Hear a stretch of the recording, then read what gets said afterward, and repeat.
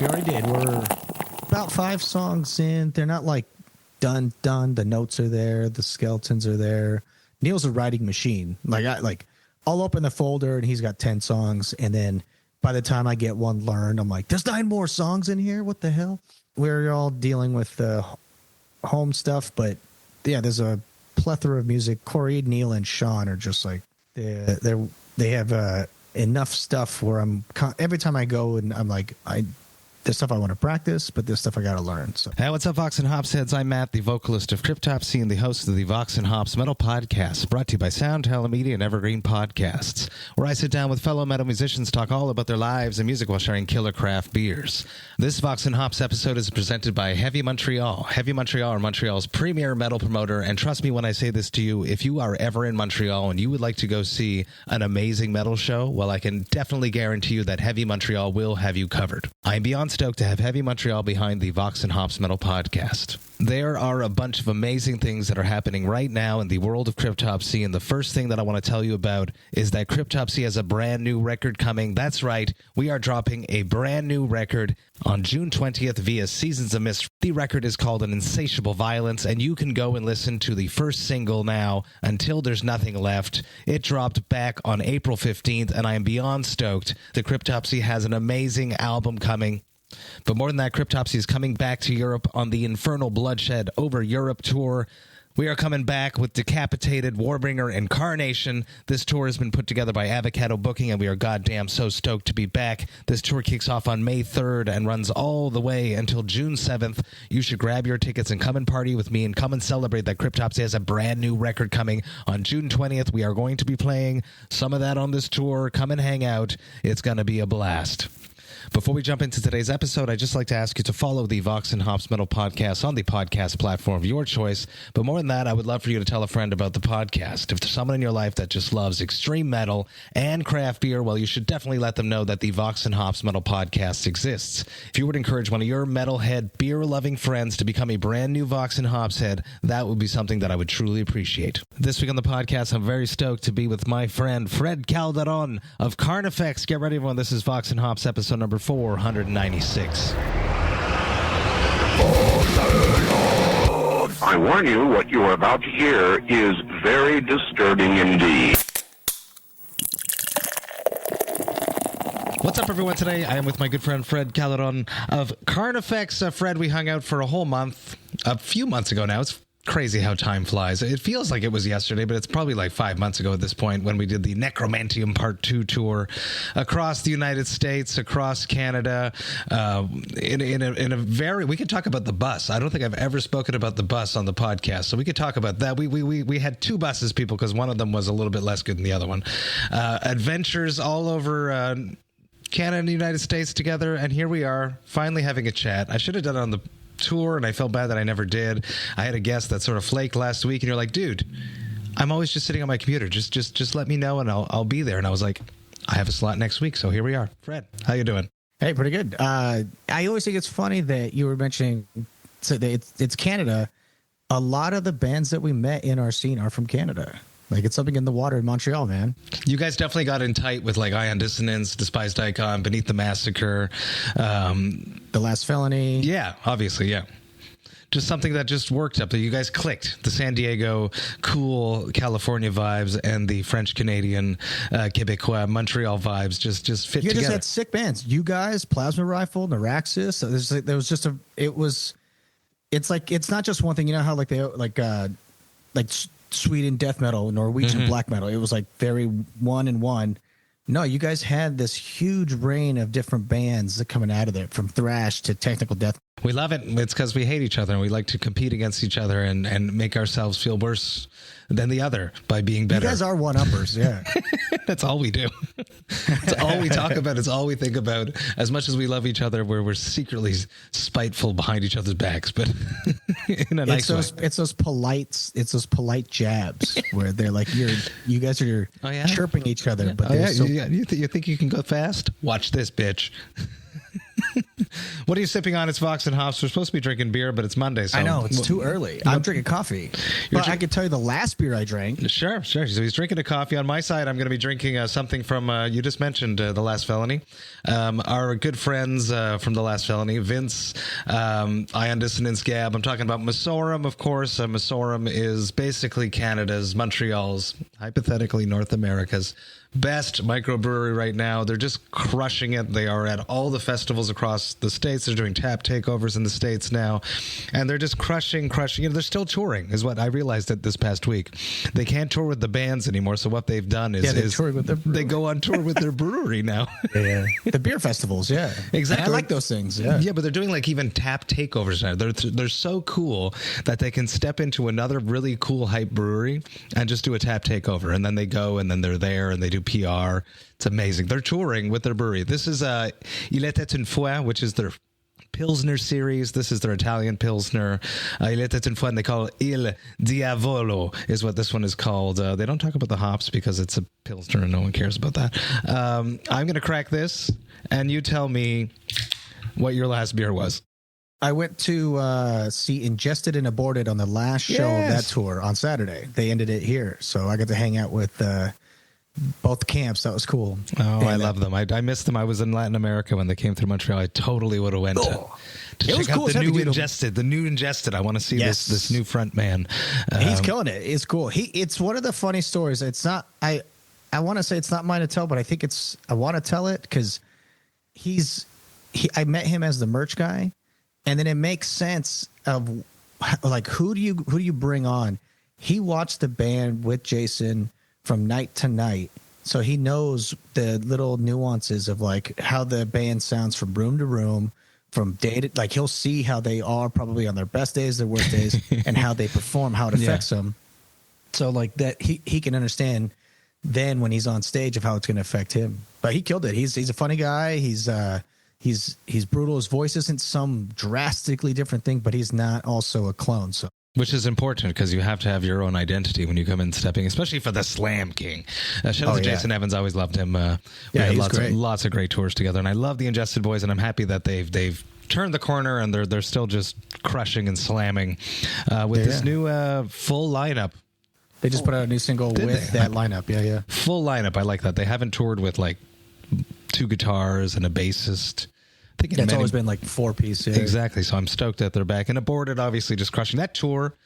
Shout out to whoever put that together. I think it's TKO. Maybe Fonts hypothetically had something to do with it. Just impressive the amount of sellouts that happened on that tour. Aborted it's like 80% sold out, crushing North America. Just go and for I'm it. stoked to see like brutal death metal is just up there still, like just putting bodies in rooms. It bums me out if you like, a show got downgraded or they're playing like the basement of the actual venue, and then you see it's like, tickets are so close to selling out. Which is where I met you, in the basement of the Nile. Yep. Speaking about playing in the basement, that's where I was. Yeah. Well, real quick, I pre-gamed with my last Darkness from Surly. That's nice. During COVID, they had these that special series where it's all different they're so flavors cool. like mole, dark chocolate, and all that. Surly's awesome. Shout out to Josh. I have a tour coming up in September that we are not going near there, and it makes me sad. It's at that point where I look at like tour dates and I'm like, which brewery am I going to go see? But it's funny because I was doing my taxes before this and I was looking at all my Ubers. You see, yeah. And I'm like, fuck, okay, maybe I shouldn't go to a brewery every day, but I'm going to it nonetheless because it was a tax write-off. Yeah, exactly. But it's still, it looks. I have to click a little bit more often than I want to when setting It's not itemized though? Like you can't... No, you can go through and grab them all out, yeah. But you still got to like print them to PDF and give them to the tax person, you know? Okay. Yeah, I have it printed to PDF, but I have it so that if it's on tour, that's the credit card. If it's at home, it's the debit card. So that way I just click real quick. Oh, that's real good. It's in the credit cards. Look at one Fred. Specific credit card just for those. Look at Fred purchases. Still teaching me things after all these times. It's because I got tired of going through the bank account, and then sometimes it'll go, you can't go past a year, exactly a year to the day before on the banking one. So I was like, all right, well, the credit card lets me go back forever. They always keep track of our debt. It's just wonderful. We had a good time on that tour. It was honestly a really lot of fun. The Necromanteum Part II. It was busy. Oh, you were busy. Like you had to go meet all the, what do you call them again? The Vox&Hops heads. Yeah. Yeah, the heads. Yeah. Yeah. It was really you are honestly, and we've spoken about it afterwards with the Cryptopsy camp, the hardest working person on that tour. First person in that trailer, last person in that trailer, lots of gear, carrying up some of those. That one of the worst load-ins was that Cleveland Masonic Hall. Where Yeah. Where we had to go in and out the back up those metal grated stairs. Yeah, the fire escape. Yeah, exactly. That was a brutal one. We've done you've done those. You guys have been touring longer than us. I just remember early Canada. We played college campuses, and I remember playing one that was like it was the bar near a college campus, and it was snowing. It's icy. It's wet. And we had to load up our gear up a fire escape. Okay. No, I've done those back in the day, yeah. Now, Cryptopsy, we tend to not tour in winter. We try not to. And if we're going to, we'll go to like Latin America. Europe is not so bad now with winters. It seems like... Yeah. I like touring Europe during... like right before Christmas, because then we can go to the Christmas markets. Yes, exactly. I fucking love that. In Germany there? We just did one with Neil. Neil said he had never been to one because his old bands never toured around that time. And we're like, let's go get some Glühwein. That was the fucking best. Yeah. I love that shit. Yeah. Chris actually made some during Christmas. I was there. We were tracking the new Cryptopsy, and we drank a bunch of hot wine. He made a few batches that week and kept my voice nice and lubricated. Do you remember your very first beer, Fred? The first beer that you ever drank, first experience with the nectar? I actually don't. I'm pretty sure it was a wine cooler I snuck out of the fridge that belonged to my mom. And then I don't know the actual first beer. Probably something that was like a light beer that like was at a family event that like one of my uncles or cousins had that I just like was like, ooh, I'm gonna sneak it. But my dad wasn't really a drinker, so there was never really that much beer in the house. And he kind of sipped now and then. I never actually saw him like actually drink more than like one or two. And then weed was just easier to get in high school. So really? then I didn't start drinking till later, until like I could actually get my hands on it. So, so that's so different than here. That's crazy how alcohol was just so much easier in Montreal, Quebec to get than weed. Weed was a more like illicit, like maybe we're just cooler. Well, our friend's older brother was selling weed, and it was funny when we were like, "Can you buy us beer?" And he's like, "Give me $20," and then he sold us weed. And we're like, all right. So he paid himself. He's not dumb. Yeah, he hustled us. So we're like, okay, all right, well, I guess we'll just smoke this. Now you're addicted. You're going to be $20 a week. Yeah. But I think I really started drinking once I was out of high school and in a band in a practice space, and then I was hanging out. Like I'd go to work. And then I'd go to rehearse the night away. And I remember we had a guitar player named Jared. And this was my old band, You Die First, the band I was in before this band. Mm-hmm. That's when I really started drinking. Yeah, because I was in bands since high school, but I didn't really start drinking until I joined You Die First, because our drummer was from Jersey. His name's Ron. He plays drums in that band, Hemorrhage now, that crashes all the shows, the shuttle bus band. Yeah.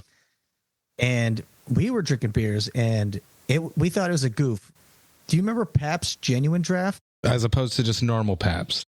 Yeah, it had the inverse Miller Genuine Draft colors. So where the gold was, it was black, and where the black was the gold. No, I don't remember that. So we buy 12 packs of that, and then or tall cans of High Life or tall cans of Pabst. So I remember drinking that a lot during that time. That was like I'd go pick up 2 tall cans, or I'd pick up a 12 pack, and then go to practice, and then we'd tear through it and hang out. At what point did you become more of a craft enthusiast? Because I know you are. My good friend, I should have written this down. I wrote down Heady Topper, but I didn't write down Will Severin. My good friend Will Severin picked you up a pack of Heady Topper when we went through Albany, New York. So talk to me about when you discovered the hops, when you became a craft beer enthusiast more than the Pabst backwards beer you just mentioned. So a bunch of Stone made the big bistro and gardens. I'm from Esco. I'm from Escondido, California. It's North County, San Diego. So I live in like the northeast part of San Diego. And there was a craft beer scene there, but I wasn't hip to it. And then when Stone like got the big announcement, they're going to be developing right here off this big highway. You could see it from the 78 and the 15, where there's a hospital there now, and you see the hospital, and then there's the brewery. But before the hospital, they built the brewery. And so then all of a sudden it was like a career fair. Everyone was getting jobs there. So I had friends in the bottling department. I had friends in the so it's only like department. It just took over the whole city. And... Yeah. Oh yeah. And then my buddy Kevin Schwartz, he plays guitar in Pathology. He got a job there as a driver, but he had a very cool driver job. They had a farm in Valley Center, so that they would make their own food for the bistro and the commissary. And the commissary would feed all the workers, and then obviously the restaurant fed. So the chef could go through the Dixons, and then I'm going to make this menu today. That's awesome. He would drive all that food from Valley Center to Escondido. That was his route. I was like, that's an easy route. That's cool. And then now he's still there. He's still killing it, but not as a driver. He works in the merch department. So you just all your friends worked at Stone. You never worked at Stone. You would just go there and enjoy the fairs. Do you remember that first Stone beer that blew your mind? I think it's just a pale ale, but then again, Imperial Russian Stout was a jam. I bought a growler just to get the variations of that. My jam now is the Buena Vesa, but then that led to then friends being, they either worked in the brewery industry or they were in hospitality, like in the operations or whatever. So then we just carved our way all the way to Oceanside, just hitting all the breweries. So exactly. Yeah. Cause that's what happens. A lot of these people get their foot in the industry in these bigger breweries, and then they end up either getting the bug for wanting to open their own place, and then they go off and then they open their own brewery, or they end up just finding a job at a different place, getting that the experience at the big places, which is what Surly did for a bunch of people too. And then we got used to hanging out. I mean, our rehearsal space was also in an industrial area. So then those breweries started popping up. So we just let's just go check out this one and go check out that one.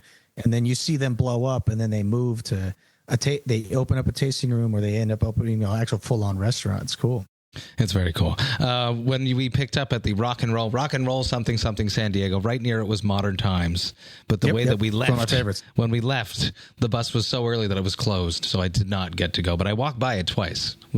First when we were heading to the bus, and then as we were leaving the bus, going back to that Comfort Inn right next to Modern Times there in San Diego. It was great though. But I went. It's great. Yeah. It's my favorite because it's coffee and beer. It's true. So during the AM, it's a coffee shop, and then during the PM, it's the brewery. That's true. And I like how the bar was all made out of books. It was really interesting. Yeah, that wall with all the Post-it, huge mural. That's true. Yeah, that's true. I'd gone there during Death to All, but I went alone because I typically go everywhere with Christian Donaldson, as you know. He's your drinking buddy. Neil's my buddy. Yeah, Neil and I always go drinking. You and Christian always go drinking. Yeah. And that day he was a little under the weather, so he did not come to Modern Times with me that time. I came with my laptop. I worked on some podcast stuff sitting there, but I had forgotten about the Post-it thing, but now you mentioned it. Sadly, you always had a meet and greet, so you couldn't come with us. My bar time fell right in to your meet and greet time, so sadly we didn't really we did one. You kept bringing the beer though, which was great, because I know you always kept joking, you're drinking my beer, but we were I like hanging out and you talking about it and Christian talking about it, and then you're like, you got to drink this and you got to drink that. And then I'd read them, and then I'd meet some of the people. It was cool hearing the handful of people that actually worked on them too, and them telling me about how cool it was to make that stuff. It's awesome. I love it. Shout out to all the people that bring me beer, that breweries that are generous. When I'm on tour, Fred is the proof that the bus is extremely grateful. And it's a back and forth. I have a certain member that I'm not going to name that plays drums in my band that would drink a lot of your beer in the morning before. Well, that's fine. Yeah. But he liked sharing though. He was always like, "Hey, have one of mine. Have one of mine." So, we've been there. I've snuck into. It's a shitty move, but I've been that guy where oh no, our beer's done. The headliner's not going to miss a beer, and I'll sneak one. And I'm like, that was shitty. It's definitely happened to me where people drink all my beer, and I'm sure Cryptopsy in its history, the karma is definitely there. Yeah. So if my guys get mad at somebody for taking one of our beers, that's that's my fault because I've stolen beers. So. It's the karma back and forth. Classic Vox and Hops question. I'd love to hear about the soundtrack of your youth when you were growing up in your parents' guardian's house. What music was playing when you were not in control of the radio? What music did your parents or guardians listen to? I don't really know what my dad was listening to, which kind of sucks. But my mom was pretty funny. She had a tape collection. So for Christmas, I got a tape player one year when I was young. And I went through her collection. And, of course, there's all these bands. I'm like, it's all these Mexican bands that I'm like, I don't know, I'm not going to get into it. And the best way I could describe it is kind of like the crooners, like Sinatra. It's like the big band, the guys up there with the mic. That's they're all dressed the same. They have like they're just singing love songs and ballads and stuff. But it's like her favorite band was Los Bukis, so I kept hearing that all the time. But she also was like fresh to America and was like wanting to be like. She drove a Mustang, like a 70s Mustang. Yeah. And so she was listening to Quiet Riot, which was fun. Nice. So when she told me that when she was driving that thing and listening to Quiet Riot, I was like, oh, hell yeah, okay. But the Police is what that was what she imparted on me. Like that was the first band that was like, this makes sense. I like this. The Police are awesome because Stuart Copeland is a genius. And they make strange time signatures feel natural. That's what I've been saying for years, and I stand by that. Just one of the best. Creating odd time signatures, but having it just feel to the common listener as if nothing strange is going on. It's genius. Yeah, the feel is there. That's familiar for the person, but then from the musician standpoint, you're like, oh, the math. This guy's fucking crazy. That's cool. I never actually dissected that stuff. At least their stuff that way. I always remember just listening to it and it's just so catchy, and then just focusing on all the hooks and the transitions. Mm-hmm. Just genius musicians. That's why that's why they hated each other. Because it's funny though. You said Stuart Copeland. Like it was cool how seeing back then. I never dissected it, but he's talking about that stuff with more detail now than in any interview I would have read back then. Yeah. Everything was mysterious back then. The veil was there. It was just what you saw in the major publications. Nowadays, everything is on social media. It's just insane. No one has a person. Everyone's persona is just like pushed out into the media now. There's no more mystique. No more shrouded. No, it's hard. It's hard. And we have to be relatable. I just had the guys from Alien Weaponry on, and we were talking about social media, and he says the way that all these like big social media stars are like being successful right now is by being relatable to the audience. So even though you're like Taylor Swift and you're completely unattainable, you would act like the girl next door, or go the opposite, be completely sensational. I can't do that. No, that's not us. That's not me, that's for sure. What would have been your first band that you brought into the house that shocked your mother, shocked your parents, hypothetically didn't? What was like your first love? Green Day. Oh, yeah? Yeah. We had two stations. We had a rock station and a punk station, 91X and Rock 105.3. And 91X is the first one I really, actually tuned my little cassette player to. And, the Green Day was on there. I think it was like right before Nimrod came out, so it was Insomniac. So then I got that record, then I got Dookie, or I got that CD. Then I got that Dookie CD. Then Nimrod came out, and then I got the Nimrod CD. And I remember my cousins making fun of me of like, what are you listening to this stuff? It sounds so stupid. Because they were older and they were like, this is like... Yeah, they were older. Sellout pop. No, because they had they had their music, like... I can't really describe one of them, but it's kind of like it was like they're. I guess it's not country, but it's like. I mean, now if I said it's like narcotraficante, where like you would hear the influences of that style of music on it now. But yeah, it's just like. But I remember another cousin they were on hip hop. So okay. I definitely had a Dookie. My friend Chris Flint, his dad was a DJ. Earl the Pearl was his was his DJ name, and he made me a little tape with like I remember I can see it like the green paper folded in the cassette tape of the Dookie. This is a long time ago. I was probably young, yeah. But I remember thinking it was interesting yet shocking, but I definitely, you couldn't get around that. It was everywhere at that point. Do you remember your first time on stage? I mean, I guess it's I was in concert and marching band. So marching season was first. What? And so what was that like? You You do drum?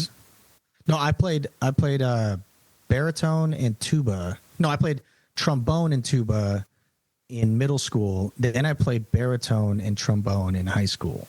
And then I played trombone. I played baritone in concert and marching band, and then trombone in jazz band.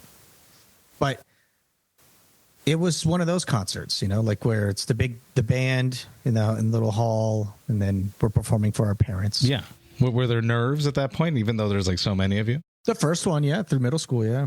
But I did that for 3 years, so that by the end of the first year, I was like excited. I was excited for the parades. I was excited for the concerts. And then as a band, I think it was, actually, my buddy just sent me texts of this stuff. I got to join and start a band in high school, my sophomore year. And our first gig was this thing called the 24-hour relay. Have you ever heard of those things? Yeah, my mom used to do those. Yeah. So people run. School, it's like a group runs, and you take turns running over and over again. Yeah, you have a team. For 24 hours, your team has to try to get as many laps passing the baton and running. And they needed entertainment for the people that are not running because they had long shifts. And so we signed up for our band to perform, and and it was my math teacher, my geometry teacher, who was like, I need to vet your lyrics.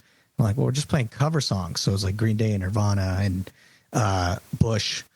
And here you go. And then she laughed because she's like, I didn't think he was actually saying lyrics on this Nirvana song. So I was like, Teen Spirit. We're like, no, they're there. Those are the lyrics. So that's funny.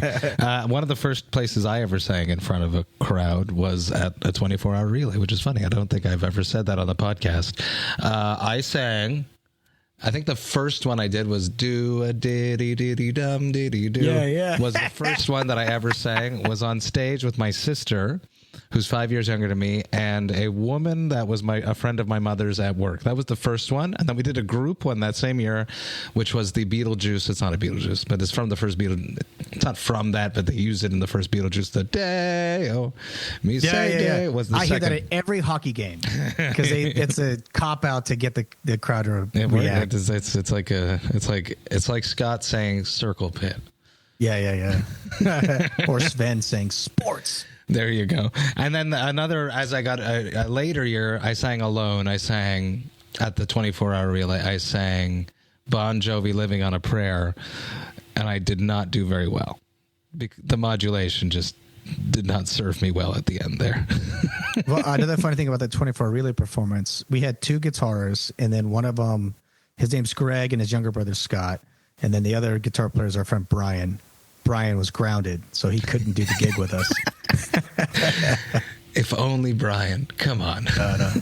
But we did battle the bands in high school. We competed with the other bands. And I know we won like as a joke. Like I felt like some of the other bands were better than us, but we were just funny. Like our songs were dumb. So it's what a competition is, right? We had a cowbell. The cowbell won us the first year. So. And then when you lost afterwards, it destroyed you. Well, we won both years. No, so. There you go. I won. But it was a goof because we were the cowbell band. I had a battle of bands experience with one of my first bands, and we won, and we were on cloud nine, and then we freaking lost the second one, and then the band just broke up because it just destroyed us, which is like the stupidest thing that we could have allow ourselves to do, to quit because of this. There, I wish that like mature Matt could go back to talk to baby Matt, but it totally. But that's our world. Everything's bigger than it is. We're experiencing those moments for the first time, so it's true. It's true. Yeah. Do you still talk to those guys? I do. We actually got together and jammed 2-3 years ago at this point. All of us except for Joe, who didn't make it out because he lives out of the province. But we all got together and played the old songs, like original songs and covers that we used to do. It was really cool. I haven't been able to jam with these guys, but I still talk to them. So the drummer of my first band, he's the builder of my basses. He's the guy who builds and runs Acacia guitars. That's amazing. His name's Scott Leonard. That's amazing. Then the other guy's his brother, Greg Leonard. He's the U.S. distributor for Solar guitars. No. Vola. My bad, not Solar. Voice of Life in Arts, I think is what it stands for. That's awesome. They were meant to be in the guitar world. Yeah. And then the other guy, Brian, he's a I don't know what his rank is, but he's in the Navy on submarines. He's touring like us. He's got the different tour. Yeah. He's not sleeping in a coffin the way that we do. Then we love it. My mom made that joke that you just made, where my brother was a Marine, and when I first started touring in Carnifex, he got deployed to Iraq. And back then, you know how we weren't getting money, like we're surviving off $5 a day because we're like that's the buyout. one of five. That's it. Or if we're headlining, Subway. We would get a 6-inch at Subway and eat half before the show and half after the show. Dude, I was eating Taco Bell, and we were doing the back-to-back tours. We'd finish a tour, hop on another one, or leave a tour early to go start another tour, or even hop on a tour that was already going on just to get to another tour. And I was gone for like 7.5 months back, and he was gone the same amount of time. And my mom's like, well, both my boys are on tour. And I'm like, yeah, but he's getting shot at. Yeah, no, yeah. I'm drinking beers and sleeping in a van. Yeah. Eating Taco Bell. Not the same. No, definitely not the same. What's going on with Carnifex? I heard whispers on that tour bus. I don't know how much you can talk about stuff, but I had already heard about the very cool tour that you have coming up with Suffo. Yeah. That's going to be massive. We're doing the 15-year anniversary of Hell Chose Me. We got Suffocation, Devourment, Distant, Body Box, and Monochromatic Black. And we're so stoked to be touring with Suffocation. One of your natives is in the band, Eric Marotti. Yes, he is a machine on the drum set. He always has been. Just a killer drummer. Always. We met that guy when he was 16, and he was like, I want to play drums in a really bigger band. And because his brother was he in Blind Witness, or was his brother in Yes, he played. He was. That's where we met him. He was playing. He was in Blind Witness. That's it. Yeah, I always mix up him and his brother in that era. Because his brother played in Obey the Brave, then that's it. That's it. I don't know how we met Stevie before that. He was probably just around Quebec shows. The whole Quebec scene that you mentioned earlier is very, very tight. So people just are out there hanging out. That's a massive tour. That's going to be great for you guys. 15 years of Hell Chose Me. Come on. We're going to Japan for the first time in May. Nice. We've been offered. We never could get deals going down, so we're going. I do have we have some Shout other out to stuff. Gino, Slam Man Booking. You're going to have a great time. Is that the one who did it? I believe he is, because he asked me the other day. He's like, do you know Scott? I was like, yes, I know Scott. He's like, can you introduce me? I was like, I will write Scott. And Scott was like, tell him to write to JJ. And I was like, okay. Well, yeah, we're not self-managed anymore, so we have Mel. Scott deserves a break, people. Let him rest. Yeah. He's writing books. He's really busy. It's a lot of paperwork, man. Yeah. Oh, fuck yes. Yeah. Never ending. And then I've heard, I don't know what happened. We finished our record. We were writing it on that tour. You can attest to this, that every day off, what were we doing? Yeah. We would make sure the guitars are in the back. Make sure the guitar. That is true. Fred is the ultimate trailer master, and in order for us to write, I messed up once. No, not really. No, we weren't there, so it's our fault. No, but it worked out in Christian's favor because he was really sick. He was super sick. It was in London, Ontario. So we would write every day. So Fred had to leave Chris's guitars at the back of the trailer. So all we had to do was open the trailer and grab the guitars and go in the hotel room. That's what we did. I heard you guys were going to start working on a new record. Is that happening? Can you talk about this? We're about 5 songs in. They're not like done. The notes are there. The skeletons are there. Neil's a writing machine. I'll open the folder and he's got 10 songs, and then by the time I get one learned, I'm like, there's 9 more songs in here. What the hell? Nice. That's exciting. Yeah. So we're all dealing with the home stuff, but yeah, there's a plethora of music. Corey, Neil, and Sean are just like they have enough stuff where every time I go and I'm like, there's stuff I want to practice, but there's stuff I got to learn. So that's exciting. That's really cool. And with the 15-year anniversary, you guys got time still too, so you can just rock. So that's the thing. It's like I had to relearn that record again, which luckily isn't that hard since we did a Patreon during COVID where we were doing like once a month fan curated sets, and of course once we exhausted that and kids were just like, play Dead in My Arms, play Hell Chose Me. So I had to relearn that record anyway. So it's like, it's just me going back. There's a little nuance thing I did. Oh yeah, that's right. Okay.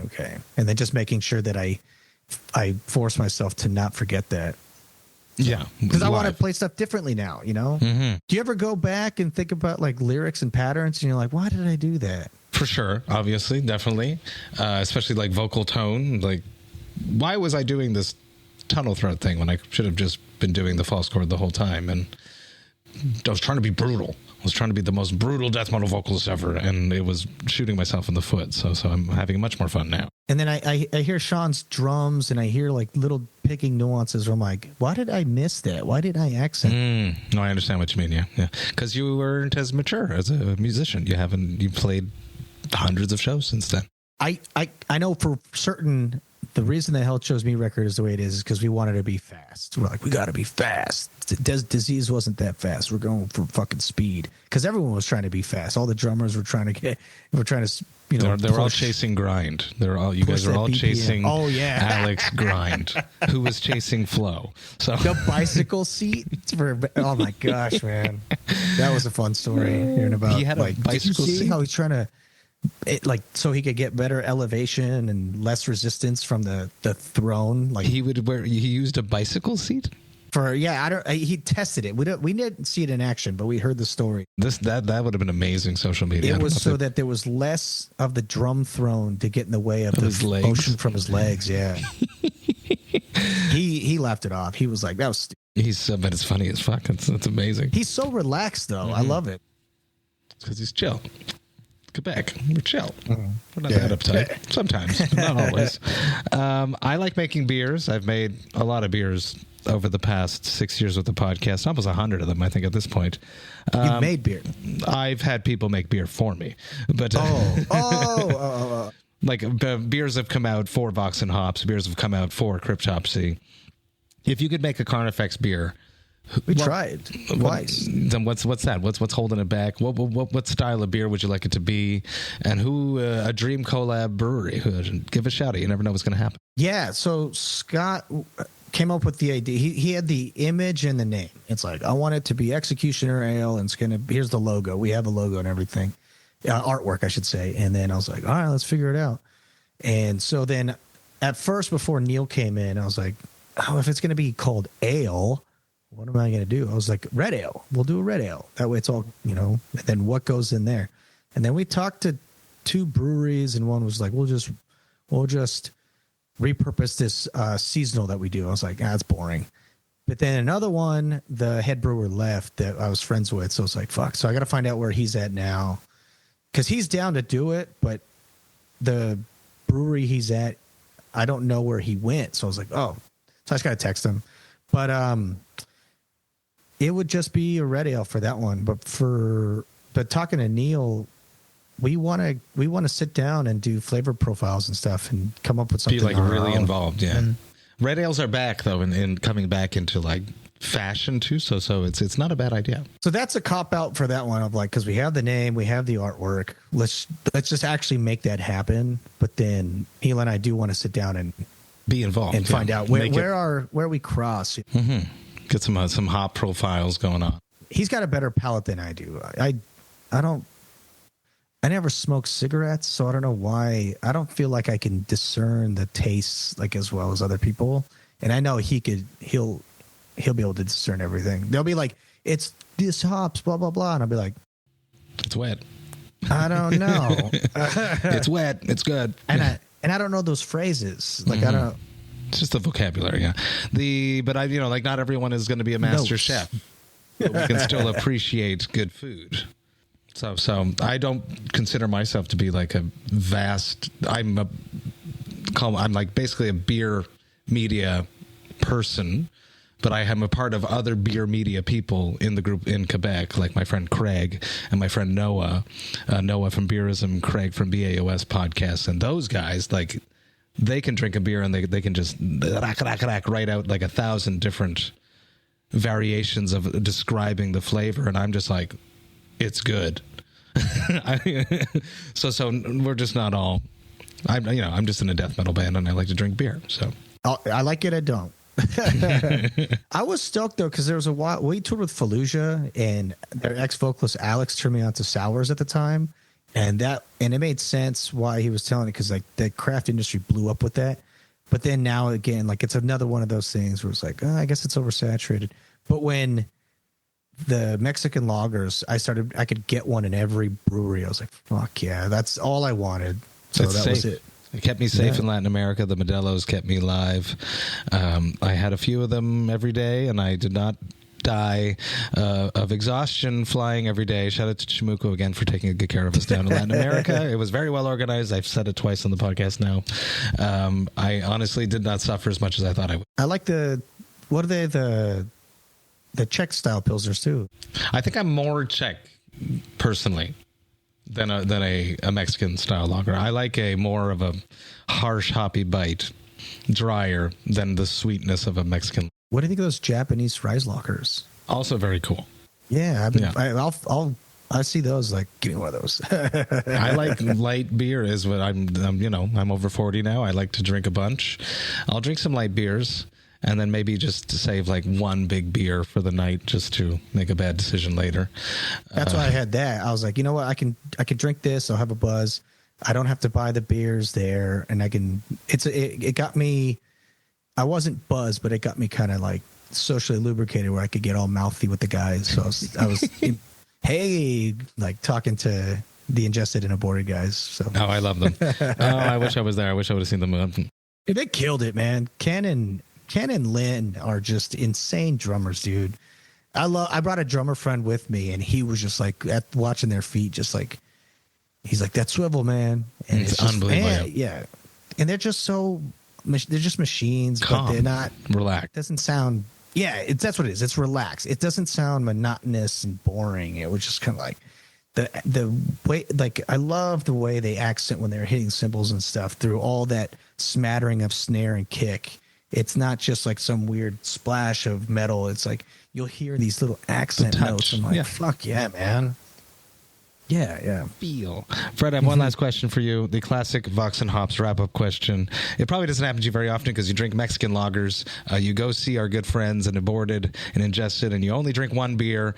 You get a little buzz on, and then you stop. I don't think I ever saw you on the tour have to utilize the response to this question, but every once in a while, it happens to everyone. What is your hangover cure? You didn't see me the day after Montreal? I partied that night. You went home. I went home, and then we went to Quebec City afterward. But you didn't ride on the bus? I rode on the bus, but I live in my bunk. I only get out of the bunk when the bus stops. So I definitely felt hungover that day. I remember that. It's that tiny little venue. Source de la Martinière in Quebec City. Quebec City, District Carl.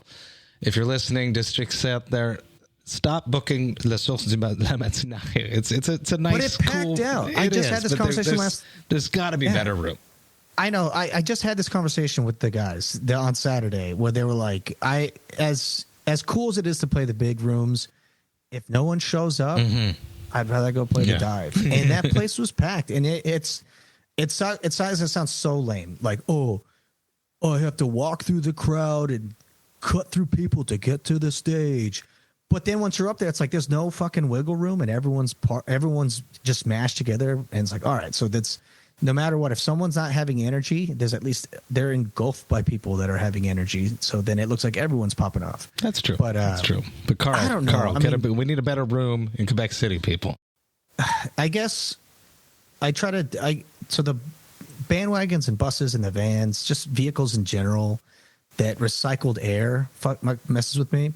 So I drink pineapple juice in the morning, and then after the show, because we've been sweating, I drink V8. So I think that helps. It's enough sweet and sodium, right? The fruits and the veggies. Look at you with the plan. It's like a sandwich. It's like a preventative sandwich. But Scott turned me on to coconut water. Coconut water, that's if I'm hungover, and I see that in the fridge, I'm taking it. So normally I don't drink it. Just karma's going to come back at you. Huh? You're drinking other people's coconut water. No, that's on our rider. No, I'm just messing with you. So he doesn't have his name on it. But yeah, so the coconut water helps. Gatorade helps. I try not to drink coffee if I'm hungover, since extra dehydrating. Yeah, that's amazing. Fred, Fred, thank you so much for hanging with me, talking about life, talking about music, talking about craft beer. Long overdue. This was really, really great, and I'm happy that my guest last week was a no-show and inspired this chat. So thank you. Massive cheers. I'm looking forward to seeing you soon. Thanks for having me, man. Hey, thank you all so much for listening right to the end. You know that I love and appreciate that. Man, this was an amazing conversation. As I mentioned, I hung out with Fred so many times on that bus, so many times on that Carnifex tour back in October. It's been months now, but it feels like it was just yesterday. That's what happens. Life is crazy. I'm so stoked that I got the chance to hang out with Fred again and just shoot the shit like we did so many times on that bus. I'm excited for this brand new Carnifex stuff that's coming up. I'm excited that they're honoring and revisiting their classic record and doing that across the states with my good friends in Suffocation. If you guys can go to that show, you should, because it's going to be a blast. Massive cheers to Fred. I cannot wait to hang out with you again, spend some more time with you, hypothetically tour together again. It was a blast, and I'd love to do it again. I miss you, Fred, and just a massive cheers to you. The Vox&Hops Metal Podcast is brought to you by Sound Talent Media and Evergreen Podcasts. I hope you have a killer rest of the week. I will be back next week with another episode, but until then, remember to enjoy life, metal, and craft beer. Cheers, Vox&Hops heads.